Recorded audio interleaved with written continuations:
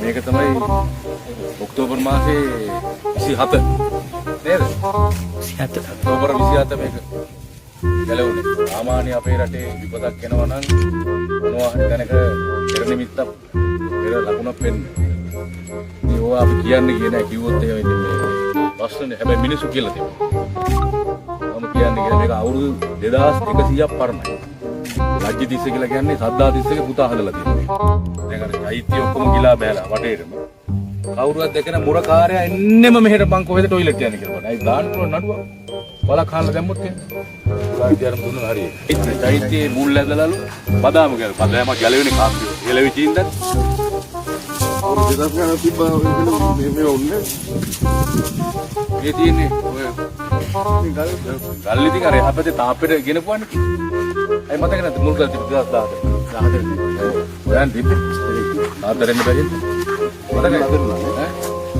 නතර තමයි ඉතින් නතර වෙලා කිව්වේ. ඕක ගලවන්න මුල්ල හැටි.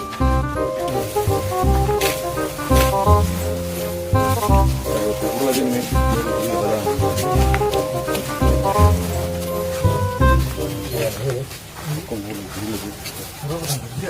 පොටයි මේක බැල බැලලා හිටියේ. ඔයාලා පත් කරු ජනාධිපතිතුමානේ අයින් කරේ රනිල් වික්‍රමසිංහ. එයානේ අයින් කරේ 2023 පෙබරවාරි 10 ජනවාරි 10 දෙසැම්බර් 10.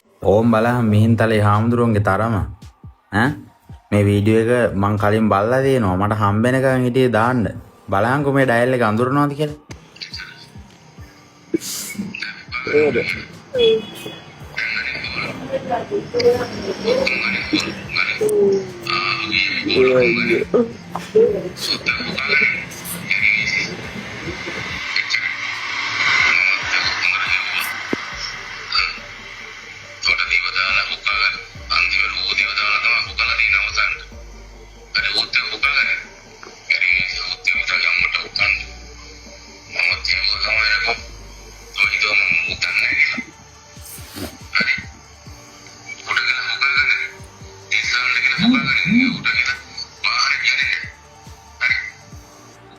බලහන් කොච්චර පීචන්ද කියලා.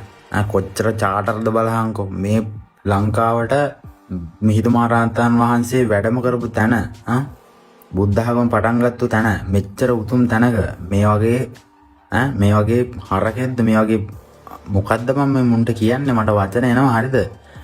හාමුදුරුවෝ කෙනෙක්ින්ද මං කියන්නේ නැත්තේ. ඇයි බම් මේ මුන්ව තවත් තියාගෙන ඉන්නේ? තවටත් කරන්නේ හරිද? සිවුර දාගෙන රටින් මේ රට කලින් කාපු යවුන්ට කඩේ යන එකනේ තාම කරන්නේ. සමහර මිනිස්සු කියනවා හරිද අපි වඳින්නේ සිවුරටනේ, මිනිහා වැඩක් නැහනේ, මිනිහාගේ චරිත වැඩක් නැහනේ කියලා. මම නම් ජීවිතේට මේ වගේ එකට වඳින්නේ නැහැ මචං. මිහින්තලේ මේ වගේ එකෙක් බලා ගන්නවා කියද්දි ඉතින් මිහින්තලේ ඉන්න පොඩි හාමුදුරුවෝලා ගැන ඉතින් කවර කතාවදනේ. ලංකාවේ මහානායක ස්වාමීන් වහන්සේලා මේ ගැන බලන්න, මේ ගැන බලලා හරි ක්‍රියාමාර්ගයක් ගන්න මේකට ඉක්මනට. මිහින්තලේ වලහා බඩු රතන එන වැඩෙක් මෙයා. වෙලාවකට සජිත් එක්ක හුරතල් වෙනවා, වෙලාවකට රනිල් එක්ක හුරතල් වෙනවා, 2.50 නාමල් එක්ක හුරතල්. දැන් අද මූ ඇවිල්ලා කියනවා මූව අත්අඩංගුවට ගන්නලු හදන. එයි මූ බයද? හොඳ මේ පාතාලේ වැඩත් කරලා තිනවා. කකුල් කඩලා.